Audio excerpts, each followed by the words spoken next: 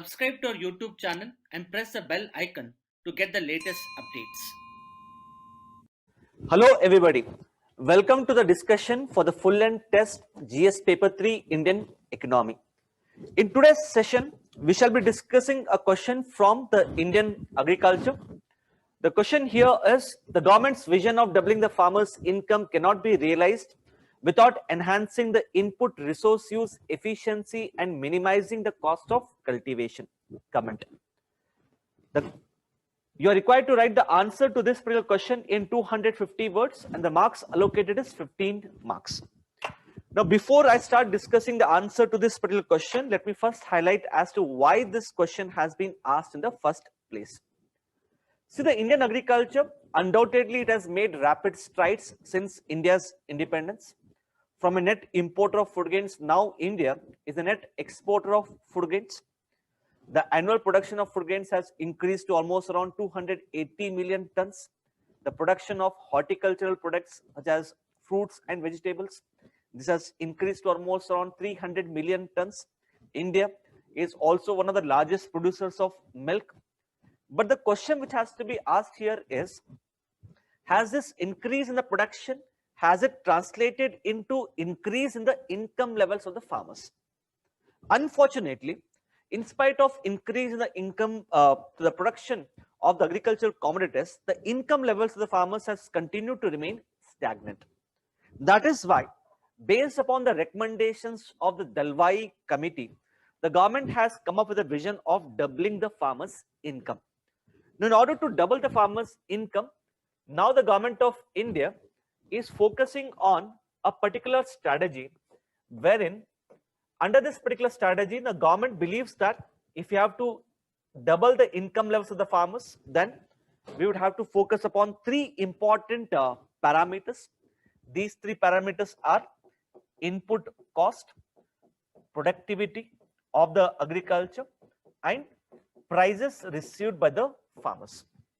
So the government now believes that focusing only on the production will not lead to increase in the income levels of the farmers. Rather, if you have to double the income levels of the farmers, we would have to reduce the input costs, we would have to enhance the productivity, and we would have to enhance the prices received by the farmers. So the question here is focusing upon the input cost. So it says that if you have to double the income levels of the farmers, then we would have to reduce the input costs and enhance the input use efficiency. Now, this particular question is quite important because the Indian agriculture uses a number of agricultural inputs such as land, labor, capital, water, fertilizers, seeds, and so on. But the problem here is post the Green Revolution in 1970s. The Indian agriculture has become highly input intensive. That is, it is consuming more amount of inputs. The input cost has also increased.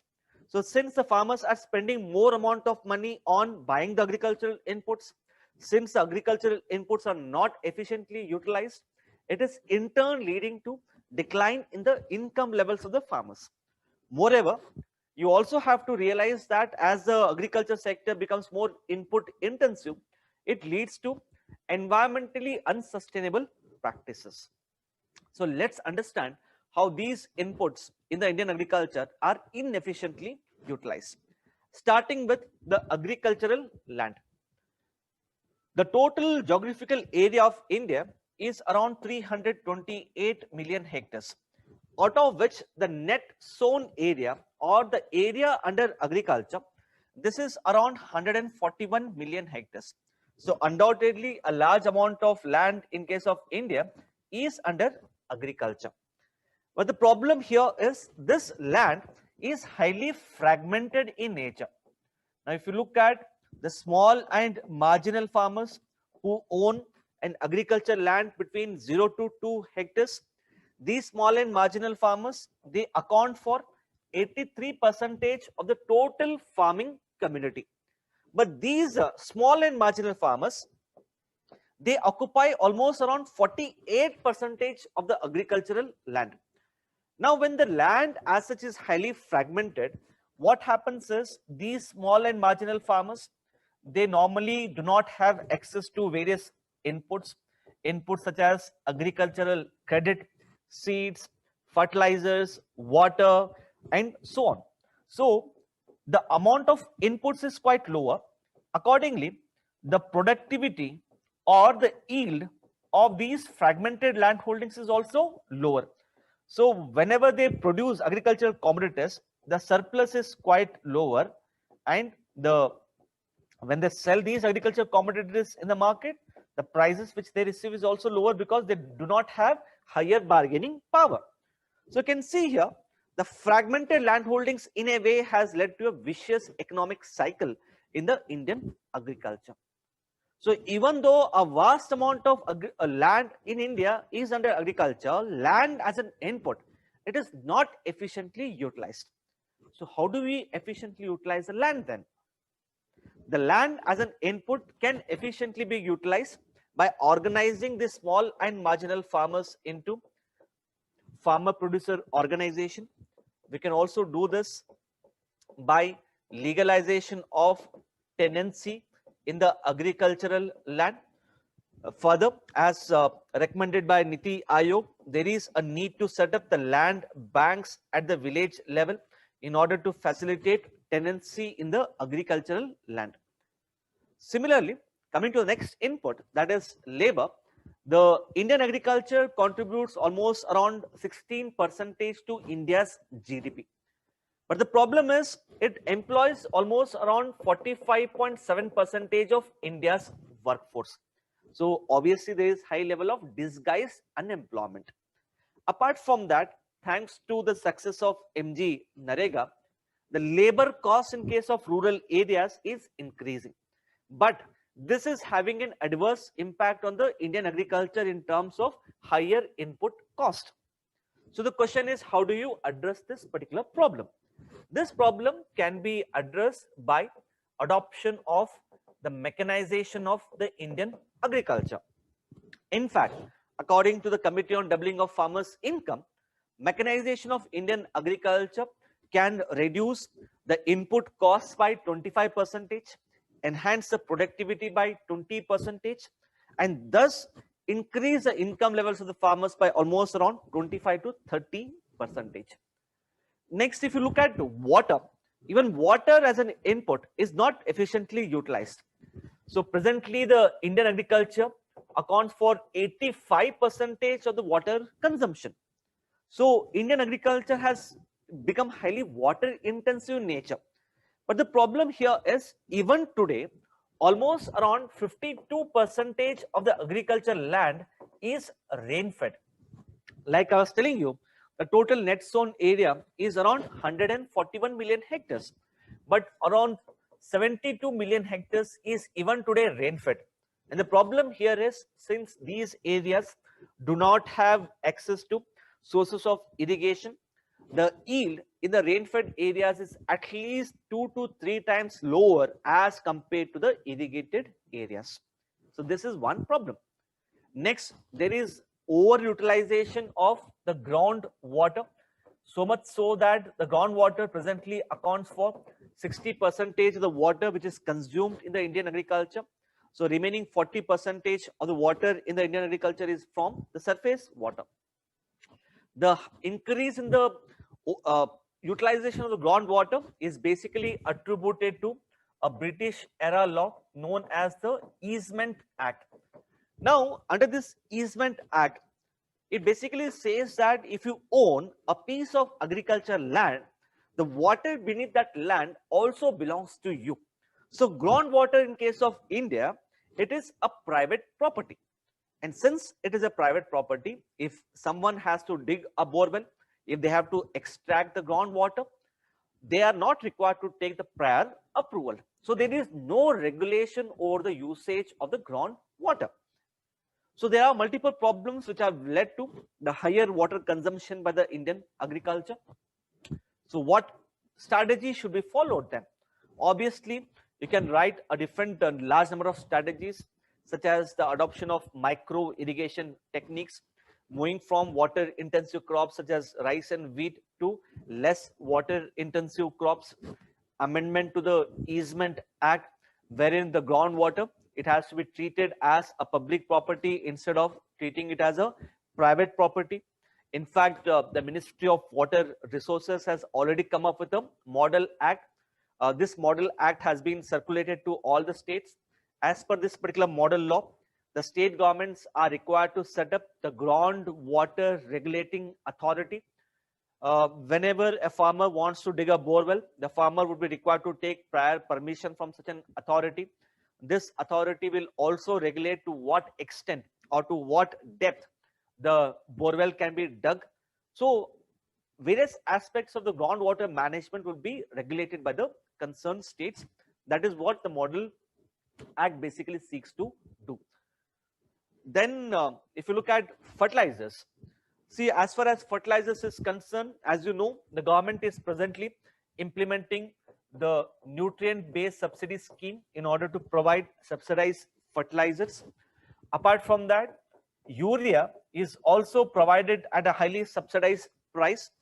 Now, when we say fertilizers, they normally are NPK, and these fertilizers have to be used in a balanced proportion, that is 4:2:1, that is NPK. But urea as such is highly subsidized. It is sold in India at much lower prices, and this urea happens to be a source of nitrogenous fertilizers. So since it is at lower prices, farmers tend to use more of urea, so much so that this ratio, which has to be at 4:2:1, this is now 7:3:1. So there is overutilization of nitrogenous fertilizers. So whenever there is overutilization of fertilizers, obviously this will lead to decline in the soil fertility.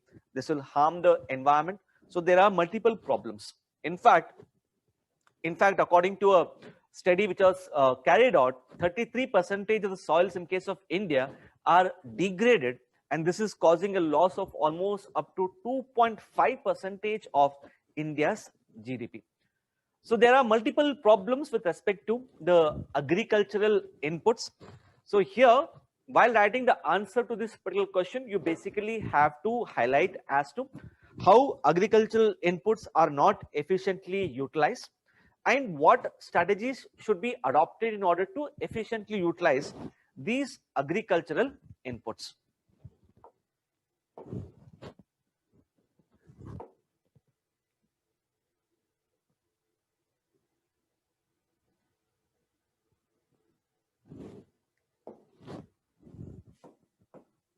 So let us understand the suggested answer structure in terms of introduction, body, and the conclusion. In the introduction, you can basically highlight about the vision of doubling of farmers' income, wherein in order to double the farmers' income, we are focusing on three different aspects, that is reducing the input cost, enhancing the productivity, and enhancing the prices received by the farmers. So here in the introduction, you have highlighted that if you have to double the farmers' income, we have to focus upon all of these aspects. And one of the most important aspect happens to be the reduction in the input cost. In fact, according to the Committee on Doubling of Farmers' Income, the increase in the input cost is considered to be one of the major reason for the present agrarian distress. In the body, basically you can start off your body of the answer with highlighting that the green revolution has undoubtedly led to increase in the agricultural production, but it has made the Indian agriculture highly input intensive, and it has also led to environmentally unsustainable practices. In the next part of the body of the answer, take up one by one agricultural inputs such as land, water, labor, capital, fertilizers, and so on. So with respect to each of these inputs, you have to incorporate two dimensions. What are the problems? That is why this particular agricultural input is not efficiently utilized. and what strategies should be followed. This has to be done for each of the agricultural inputs. And in your conclusion, what you can possibly mention here is that the present reason for the agrarian distress is because of the increase in the input cost. So unless the input costs are reduced or the agricultural inputs are not efficiently utilized, we would not be able to double the income levels of the farmers. So this can be your suggested structure of the answer. And if you have to enrich your answer, what possibly you can do is you can incorporate this particular diagram in your answer. Apart from this particular diagram, the diagram which I just discussed with respect to the fragmented land holdings as to how it has created that vicious cycle in the Indian agriculture, even that diagram can also be incorporated in this particular answer in order to enrich the overall answer to this particular question. So this is the answer structure which we had made. So as you can see in the introduction, we have given the present strategy of the government of India with respect to doubling of farmers' income. In the body, first we have highlighted about the green revolution and what problems it has caused. And then we have taken up one by one various agricultural inputs such as land, labor, capital. So as you can see, first we started off with the problem, and then we said that these strategies are required to be followed. We have done it for land, labor, capital. We have done it for the financing or the capital, electricity, fertilizers. And in our conclusion, we have basically written that the rising input costs have emerged as a dominant reason for the agrarian distress, and hence, if you have to double the income levels of the farmers, we would have to enhance the input use efficiency. So this is how you have to approach the answer to this particular question. Thank you, one and all.